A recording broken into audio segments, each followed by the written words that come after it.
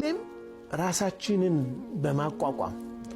በራሴ መቆም አለብኝ ከሰው መከጀል የለብኝም ምከጀለው ከአላህ ብቻ ነው የሚለውን ስሜት ውስጣችን ባዳበርን ቁጥር አላህ Subhanahu Wa Ta'ala ያግዘናል ከሰው ተስፋ ቆረጥን አይደለም ሰው ላይ እጄን አልዘረጋም አለ አላህ ይከፍትልሃል ወደ ሰው ስናዘነብል አላህ ለሰዎች ይተወናል በቃ ሁሌ እንደለመነ ይኖራል ያ ሰው ነዑዙ ቢላህ አላህ ይጠብቀን የልመናን በር መዝጋት ይፈልጋል ይሄ ደግሞ ጊነ ነፍስ ይፈልጋል ባይኖርህ ቁስ ባይኖርህ አለኝ በቃ እኔ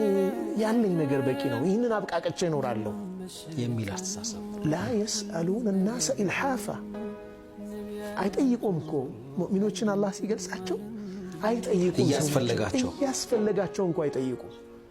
አይጠይቁም ሰዎች እንደው ፈልገህ እነሱን ስጥ እኮ ነው የተባልን ያለነው ያስፈልጋቸው የማይጠይቁ ሰዎችን ፈልገህ አድነህ